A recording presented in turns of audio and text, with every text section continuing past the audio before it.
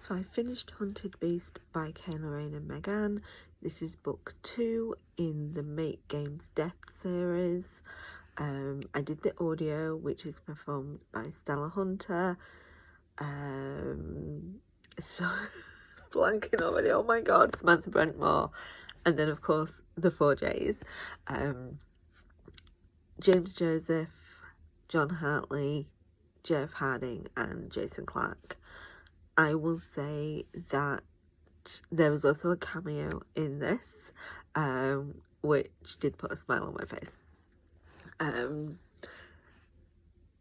Out of the performances, I would say that for me, the standout in this book was John Hartley. His performance of Kai and his dragon is just amazing. The way he, like, how does he make his voice do that? Like, not only is he using a Scottish accent, but it's like this guttural growl that is like a speaking voice. Like, how is he doing that? Does he end the day and go like, it just absolutely amazing. And of course, Stella Hunter is just absolutely phenomenal. The way she performs Dahlia is just... Megan Kim have this amazing way of writing these heroines that are both vulnerable and strong at the same time, and I love that about them. I think that's why I connect with them so much and why I want their stories and I want to keep listening to them, because they have them in these difficult situations, and even though they're scared, even though they're vulnerable in not knowing what is happening and how it's happening and how things are going to play out, yet when it comes to it, they will stand up and they will go against somebody regardless as to whether they're bigger than they are or scarier than they are or more powers than what they have got. And I just love that about them, and the way that comes through in the performance as well is just amazing. Samantha Brentmoor is back as Kiki and Death and Dr. Masterson, and the fact that she gives each of these characters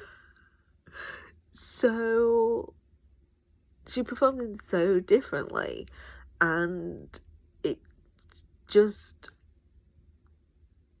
mesmerizing to listen to just be like, okay, what's this character gonna do now?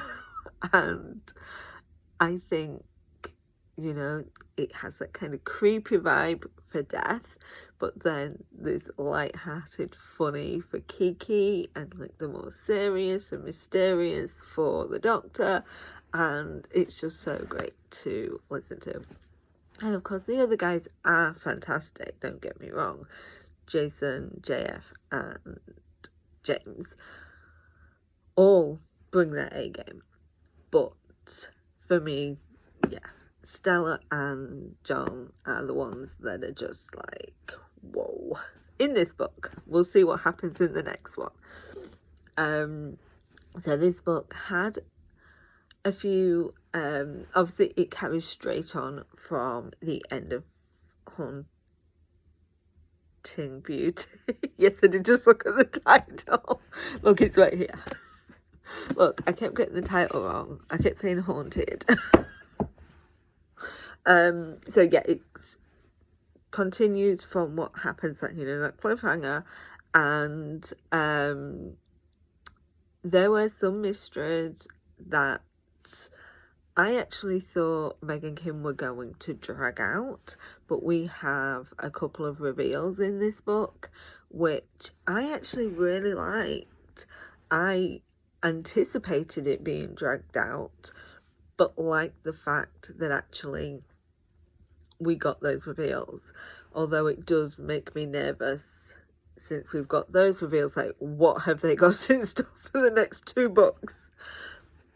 But, and I don't mean to brag, but, you know, your girl might have figured it out.